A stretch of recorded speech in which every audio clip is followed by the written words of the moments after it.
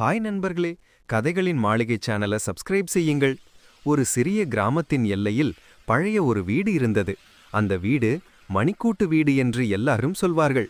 இரவு நேரங்களில் மட்டும் அந்த வீட்டிலிருந்து டக் டக் டக் என்று ஒரு மணி ஒலி கேட்டுக்கொண்டே இருக்கும். யாரும் அங்கே செல்ல தயங்கினார்கள். ஆனால் ஆர்வமுள்ள சிறுவன் அமீரும் தைரியமான அவன் தோழி சாராவும் அந்த வீட்டின் மர்மத்தை தெரிந்து கொள்ள முடிவு செய்தார்கள். அவர்கள் வீட்டுக்குள் நுழைந்ததும் சுவற்றில் பழைய படங்கள், தூசியில் மூழ்கிய பொருட்கள், உடைந்த மணிக்கூட்டுகள். திடீரென்று மேலே இருந்து ஒரு குரல், நேரம் நிற்காது, ஆனால் யாரும் என் மணியை சரி செய்ய முடியாது. அமீரும் சாராவும் நடுங்கினார்கள். மெதுவாக ஒரு வெள்ளை நிழல் கீழே வந்தது. நீளமான முடி, கையில் ஒரு மணிக்கூட்டு. அமீர் தைரியமாக கேட்டான், நீ யார்? ஏன் இங்கே இருக்கிறாய்? அந்த பேய் மெதுவாக சொன்னாள், நான் மணியம்மா.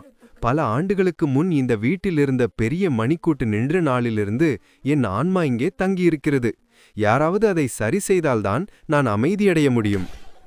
அமீரும் சாராவும் சேர்ந்து அந்த பழைய மணிக்கூட்டை திறந்து பார்த்தார்கள். சக்கரம் சுழன்றது. ஒலி எழுந்தது, டக் டக் டக் என்று. அந்த ஒலியுடன் வீட்டுக்குள் ஒலி பரவியது. பேயின் முகம் மெதுவாக சிரித்தது. நன்றி குழந்தைகளே, இப்போது நான் அமைதியாக உறங்க முடியும் என்று சொன்னதும் அவள் ஒலியாகி மறைந்தாள். அன்று முதல் அந்த வீடு பேவீடு இல்லாமல் மணிக்கூட்டு அருங்காட்சியகம் ஆனது. அமீரும் சாராவும் தைரியத்திற்காக கிராம மக்கள் அனைவரும் பாராட்டினார். உங்களுக்கு கதை பிடித்திருக்கும் போல அப்படியே ஒரு சப்ஸ்கிரைப் செய்யலாமே.